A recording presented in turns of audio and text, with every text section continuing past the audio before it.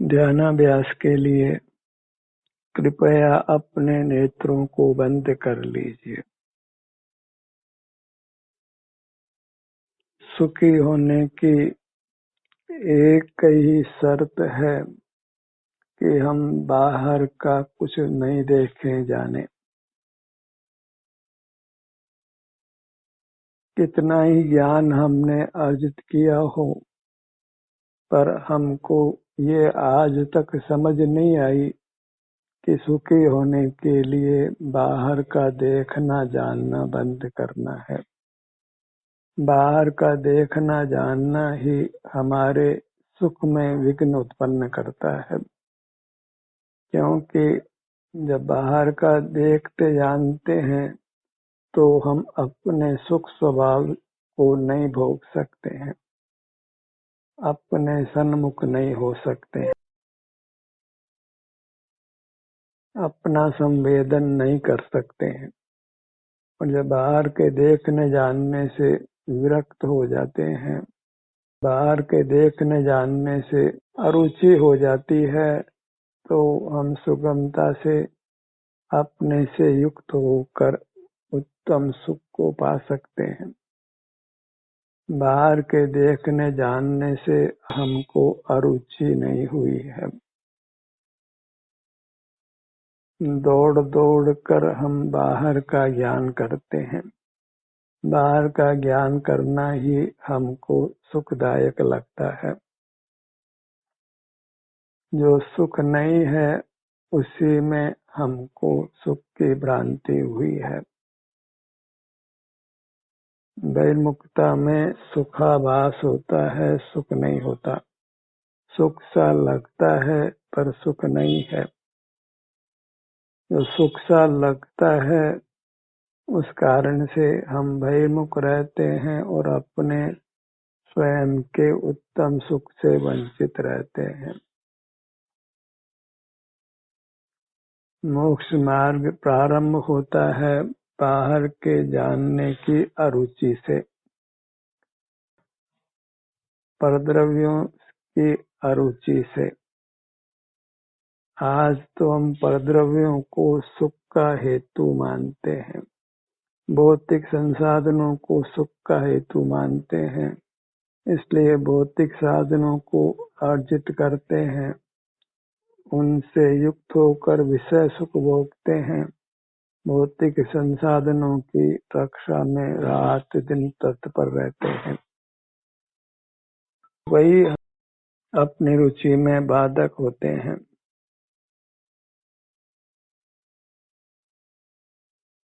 पर पदार्थों की अरुचि तभी होती है जब अपने से युक्त होकर हम उत्तम सुख पाते हैं।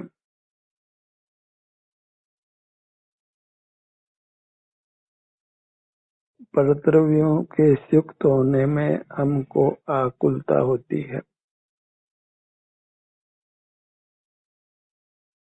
मोक्ष मार्ग का यही स्वरूप है कि हमें अपनी रुचि हो और बाह्य पदार्थों की अरुचि हो। जब बाह्य पदार्थों की रुचि होती है तो अपनी अरुचि होती है, क्योंकि स्व पर का विलोम है। पर पदार्थों को जानने देखने में ही हम अपने अनुभव से वंचित रहते हैं। अपने सन्मुख नहीं होते तो हमें अपने वास्तविक सुख का भोग नहीं होता, अपने द्रव्य की रुचि नहीं होती।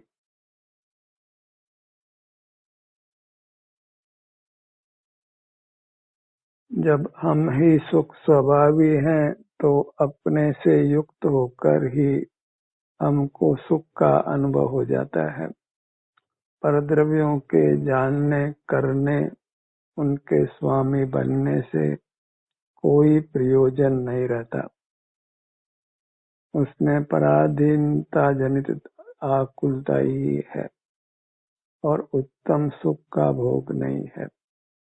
विषय ग्रहण से भी जो सुख होता है वह इसीलिए होता है कि हम स्वस्थ हैं, अस्वस्थ व्यक्ति को विषयों के ग्रहण से सुख नहीं होकर दुख ही होता है।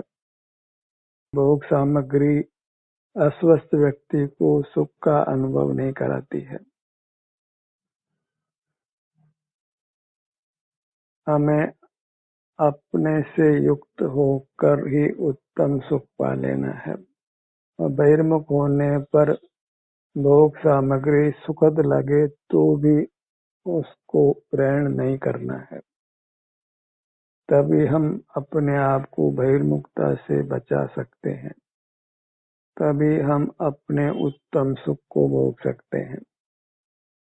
जब अपने से ही उत्तम सुख मिल जाता है तो फिर परद्रव्यों के ज्ञान की कोई आवश्यकता नहीं होती। लोक में भी जब किसी व्यवसाय में ही अच्छी आजीविका हो जाती है तो फिर वह व्यक्ति नाना आजीविकाओं को जानना नहीं चाहता है। ऐसे ही हमको अपने से ही सुख मिल जाता है तो फिर परद्रव्यों के जानने की इच्छा नहीं होती है। फिर शारीरिक बल का भी कोई प्रयोजन नहीं होता है। बाहर के कामों में ही शारीरिक बल की आवश्यकता होती है और जब बाहर के काम करने की आवश्यकता ही नहीं होती, अपने से युक्त होकर ही हम परमात्मा जैसा उत्तम सुख पा लेते हैं तो फिर बल का भी कोई काम नहीं है। सुख मिल जाता है स्वाधीनता से अपने से ही, तो फिर किसी अन्य पदार्थ की अन्य भाव की इच्छा नहीं होती है, आवश्यकता भी नहीं होती है। सुख के लिए बस हमें अपने से ही युक्त रहना है। तो फिर जानने, देखने, करने, पर पदार्थों को भोगने, पर पदार्थों को पाने की कोई आवश्यकता प्रतीत नहीं होती है। बाहर के प्रति रोचक भाव समाप्त हो जाता है। अपने प्रति ही, अपनी मूर्त के प्रति ही रुचि होती है और हम अपने से सुख पा लेते हैं। किंचित भी आकुलता नहीं होती है। अपने से ही काम हो जाए तो दूसरे की सहायता कौन लेता है। अपने अनुभव से ही सुख मिल जाए तो दूसरे पदार्थों को कौन जानना चाहेगा।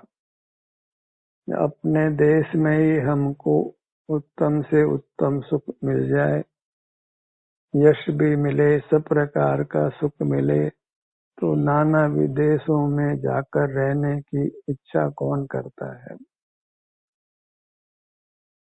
सब भ्रमण से मुक्ति होती है जब हम अपने में ही अपने से सुख पा लेते हैं। वह भी ऐसा सुख जो बाहर नहीं मिलता है। तो फिर बाहर का जानना, देखना, बाहर का कुछ भी करना सब स्वमेव समाप्त हो जाता है और जीव आत्यंतिक उत्तम सुख अपने से ही पा लेता है, जहाँ रोग नहीं है, शोक नहीं है, चाह नहीं है, वृद्धावस्था नहीं है, मरण नहीं है। ऐसा अपना उत्तम सुख है। इसलिए हमें अपने उत्तम शरीर से युक्त रहना है। बाह्य शरीर में ही अपना आभ्यंतर शरीर है। अचेतन शरीर में हमारा चेतन शरीर है जो अनुभव गोचर होता है। उसी का अनुभव करते हुए रहना है। चेतन का अर्थ यही है कि जिसको चेता जाए, जिसका अनुभव किया जाए। पर का अनुभव नहीं होता है क्योंकि उनमें सुख दुख का अभाव है और अन्य जीवों में सुख होता है, उसका हमको अनुभव नहीं हो सकता है। इसलिए जगत को जानने का फिर कोई प्रयोजन ही नहीं है।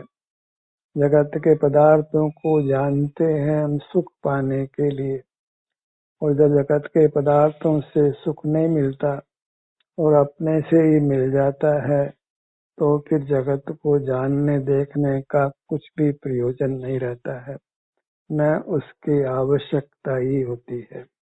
वास्तव में वह हमारा स्वभाव भी नहीं है। हम सुख स्वभावी हैं, स्वाधीन सुख के अनुभव करने वाले हैं और उस अनुभव में हम बहिर्मुख नहीं रहते हैं। बहिर्मुख रहते हैं तो अपना सुख अनुभव में नहीं आता है। पर पदार्थों को जानना और अपना अनुभव करना दोनों विरोधी कार्य हैं। एक के होते हुए दूसरा नहीं होता है।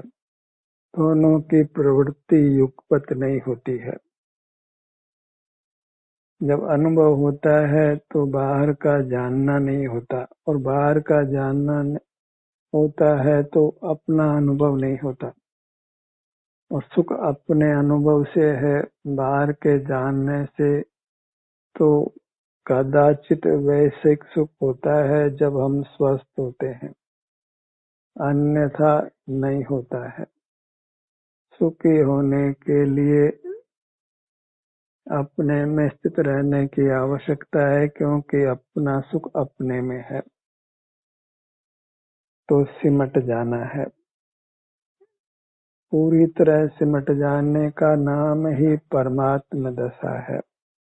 जो जो हम अपने से युक्त होते हैं त्यों त्यों बाह्य प्रवृत्तियां समाप्त होती जाती है स्वतः ही, और बाह्य प्रवृत्तियों में हम नहीं जुड़ते हैं तो स्वतः ही हमको अपना अनुभव होने लगता है, हमारा सुख प्रकट हो जाता है।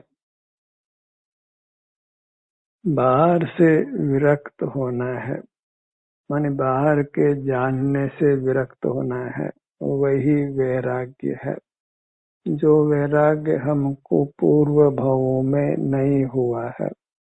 अगर वैराग्य हुआ होता तो पंचम काल में हमारा जन्म नहीं होता।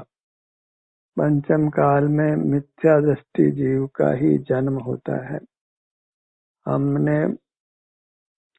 अब तक बाहर के जानने को बुरा नहीं जाना है, इंद्रिय ज्ञान को बुरा नहीं जाना है। जब बाहर के समग्र जानने को हम बुरा जान लेते हैं, इंद्रिय ज्ञान को बुरा जान लेते हैं, तो फिर बाह्य पदार्थों के ज्ञान का स्वमेव त्याग हो जाता है। पर वह बाहर का जानना योग्य नहीं है, ये बात भी तभी समझ आती है जब हम अपने अनुभव रूप होते हैं। वह स्वयं ही हो या उपदेश से हो, निसर्ग से हो या अधिगम से हो, देशना से हो, होना एकाग्र है, अपने सन्मुख है। नेत्र बंद कर हमें अपने सिर से पैरों तक अपने आभ्यंतर शरीर से ही युक्त रहना है। तब स्वतः ही हमको बाहर के देखने जानने की रुचि समाप्त हो जाती है, अरुचि हो जाती है। जहाँ अपनी रुचि है वहाँ पर के जानने की अरुचि है। अनुभव की रुचि है तो पर पदार्थों के ज्ञान की अरुचि है, क्योंकि इंद्रिय ज्ञान और स्वानुभव का विलोम है। तो स्वानुभव करते हुए रहना है, क्योंकि सुख अपने स्वद्रव्य में ही है, पर द्रव्यों में नहीं है। एक ही भावना भाना है कि हम अपने सन्मुख रहें, अपने ही उत्तम सुख को भोगते रहें, पर द्रव्यों के जानने करने भोगने की रुचि नहीं हो, अपितु अरुचि हो। कुछ बाहर का जानने में आ भी जाए तो खेद बरते, क्योंकि बाहर का जानना तभी होता है जब हम अपने अनुभव रूप नहीं होते हैं। ऐसा कभी नहीं होता कि अपने अनुभव के समय पर पदार्थों का ज्ञान न हो। पर का ज्ञान स्वमेव होता है जब हम अपने अनुभव रूप वर्तन नहीं करते हैं। बलात् कोई पदार्थ हमारे ज्ञान का विषय नहीं बनता है यदि हम अपने अनुभव रूप रहते हैं।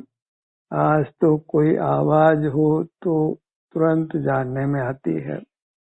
तेज उजाला हो अंधेरा हो स्वमेव तत्काल जानने में आता है। दुर्गंध हो स्वमेव तत्काल जानने में आती है। सुगंध हो वह तत्काल जानने में आती है। बहुत गर्मी पड़ रही हो वह तत्काल जानने में आती है।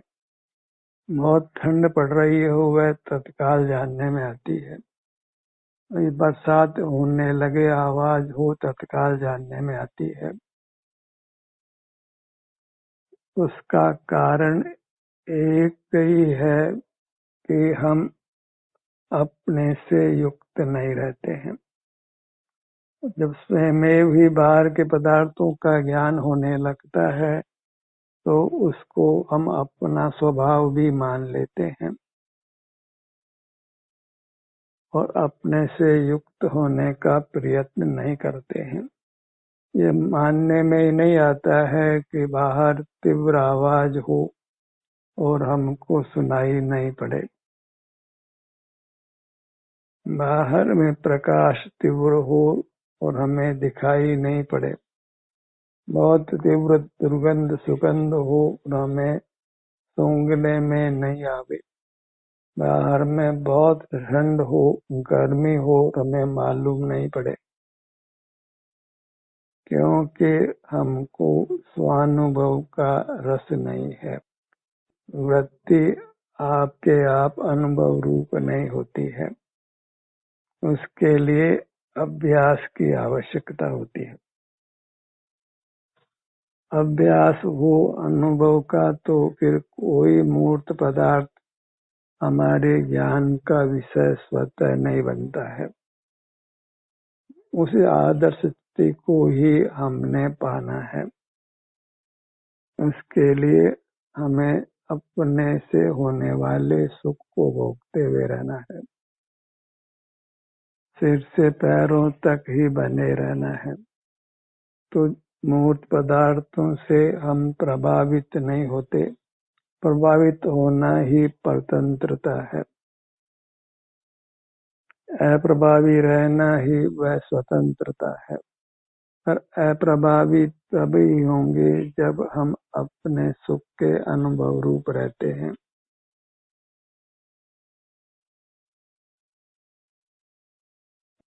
पर पदार्थों का फिर यत्न पूर्वक जानना बंद करते हैं और आपका आप अनुभव होने लगता है तो स्वानुभव में वृत्ति इतना स्थिर होती है कि इंद्रिय का विषय ज्ञात नहीं होता है, जिसकी आज हम कल्पना भी नहीं कर सकते हैं।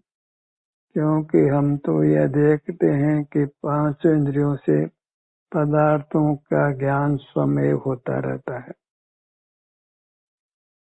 उसमें हमारा कुछ भी कर्तृत्व नहीं है। स्वमेव होता रहता है क्योंकि हमने अपने अनुभव से होने वाले सुख को भोगा नहीं है। जब हम अपने से युक्त होकर होने वाले सुख को भोग लेते हैं तो उस काल में बाह्य पदार्थ ज्ञान का विषय नहीं बनते हैं, तो रागादिक दोष भी उत्पन्न नहीं होते हैं। हमें वही प्रयत्न करना है जहाँ बाह्य पदार्थ ज्ञान के विषय नहीं बने। प्रयत्न पूर्वक तो जानना है ही नहीं, पर स्वमेव भी पदार्थ ज्ञान का विषय नहीं बने। जो कोई व्यक्ति बाहर के पदार्थों को जानने के लिए प्रयत्नशील होता है, टीवी देखता है, सिनेमा देखता है, बाजार जाकर बाजार को देखता है, स्वमेव ही आवाज गंध स्पर्श का ज्ञान होता है। तो इन दोनों स्थितियों में जीव अपने अनुभव से वंचित रहता है। वह बाहर का जानना उसको स्वाभाविक लगने लगता है, उसको अपना स्वभाव ही मान लेता है। इस सब मिथ्या श्रद्धांत से बचने का एक ही उपाय है कि हम अपने में स्थित रहें, स्वस्थ रहें तो सुखी रहेंगे। मोक्ष मार्ग स्वयं में स्थित होने रूप है, वही सुखी होने रूप है। तो हमें अपने में स्थित रहना है। पर पदार्थों को देखना, जानना वह अस्वस्थ होना है, अपने में अनुपस्थित रहना है, वही विषय भोग में रहना है। तो अपने अनुभव रूप वर्तन करें और पर पदार्थों के जानने को दोष रूप जाने, तो दोष का त्याग होता है। अब तक तो हम स्वतः ही पर पदार्थों के जानने रूप रहते हैं। बाहर की घटनाओं का काफी कुछ ज्ञान समय होता रहता है, अन्यथा वह अखबार, टीवी, मोबाइल आदि से पर पदार्थों को जानने का प्रयत्न करता रहता है, तो वह स्वानुभव में प्रवृत्त नहीं हो सकता है। उसको खबर ही नहीं है कि बाहर सुख नहीं है। अपने में जब सुख मिल जाता है तो पर का जानने देखने का व्यवसाय स्वमेव रुक जाता है। वह प्रयत्न भी नहीं करता है और बाह्य पदार्थ जानने में भी नहीं आते। अपने आप भी पर पदार्थ ज्ञान का विषय नहीं बनते और वह पर को जानने का प्रयत्न भी नहीं करता। स्वमेव ही अपने सुख का अनुभव होने लगता है, या वह प्रयत्न पूर्वक अपना मुख अपनी ओर करके सुखी होता है। एक स्थिति पर पदार्थ का स्वयं जानने रूप है या प्रयत्न पूर्वक जानने रूप है, और दूसरी ओर स्वयं ही अपना अनुभव हो या यत्न पूर्वक हम अपना मुख अपनी ओर लाकर अपना अनुभव करें। यदि हमारा रुझान अपना अनुभव स्वयं होने का है या प्रयत्न पूर्वक अपना अनुभव करने का है, तो फिर पर पदार्थों का जानना रुकता है और हम पर पदार्थों को जानने का यत्न भी नहीं करते हैं। तो जानना एक और है और अपना अनुभव करना एक और है। जानने में हम परम में स्थित होते हैं, स्वयं में स्थित नहीं होते हैं। स्वयं में स्थित नहीं होते मन अस्वस्थ होते हैं, माने दुखी रहते हैं। अपने अनुभव रूप रहते हैं, माने स्वस्थ रहते हैं, मानो सुखी रहते हैं। तो हमें अपने अनुभव रूप रहना है, अपने में स्थित रहना है, सुखी रहना है। तो पर का जानना रुक जाता है, पर को जानने का प्रयत्न भी नहीं करते हैं। ये दो विरोधी भाव एक साथ किसी जीव को नहीं होते हैं। परमात्मा भी जीव हैं, उनको भी यह दो विरोधी भाव नहीं हो सकते हैं। दिन भी हो, रात भी हो, चेतन भी हो और अचेतन भी हो, पुरुष भी हो, स्त्री भी हो, ऐसे दो विरोधी कार्य कभी नहीं होते हैं। तो परमात्मा सुख का अनुभव करते हैं तो उनको पर पदार्थों का जानना नहीं होता है। ऐसा परमात्मा का स्वरूप निर्धारित करना वह अपना ही स्वरूप निर्धारित करना है। हम अपने अनुभव रूप रहते हैं तो जगत के जानने रूप नहीं रहते हैं। जगत को जानने का प्रयत्न नहीं करते हैं तो अपना अनुभव करते हैं या अपना अनुभव स्वयं होता है। एक और उत्तम अतीन्द्रिय सुख है, दूसरी ओर दुख है या सुखाभास है। सुख सा लगता है पर सुख नहीं है। एक और संसार है और एक और मोक्ष है। तो हमें अपनी रुचि करना है और जगत की अरुचि करना है। अरुचि और पर की और स्वयं की रुचि दोनों साथ हैं। पर की अरुचि होती है तो परमुखता नहीं होती है, और पर में सब शामिल है। पर में कोई भेद नहीं है।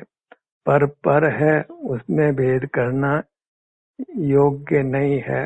किसी पर को अच्छा मानेंगे तो परमुखता होगी, और परमुखता का नाम ही संसार है। हमें स्वमुखी रहना है, स्वस्थ रहना है। परमुखी नहीं रहना है, अस्वस्थ नहीं रहना है, दुखी नहीं रहना है। आपकी रुचि हो, आपके अनुभव रूप रहे तो मोक्ष मार्ग है। परमुख रहे, पर के जानने रूप रहे, पर का जानना हो, पर की रुचि हो, तो वह सब संसार रूप है। स्वपर का ही भेद ज्ञान करना है। पर का जानना वह सब ही इंद्रिय ज्ञान है, और स्वयं का अनुभव करना होना वह मोक्ष मार्ग रूप है। मोक्ष में स्वयं का अनुभव करने का भी प्रयत्न नहीं है। स्वयं ही सुख का अनुभव होता रहता है। मोक्ष मार्ग प्रयत्न से है, जहाँ हम पर के जानने को रोकते हैं और स्वयं का अनुभव करने का प्रयत्न करते हैं। अभी हम मोक्ष मार्गी हैं, तो पर को जानना बंद करें और स्वयं का अनुभव करने का प्रयत्न करें, तो ही हम संसार से छूटकर मोक्ष को पा सकते हैं। और इस मामले में हमें अत्यंत गंभीर होना है, क्योंकि इससे सर्व दुखों से मुक्ति होकर पूर्ण अविनाशी सुख को पाना है। अपनी ही प्रेरणा से, अपने सुझाव से,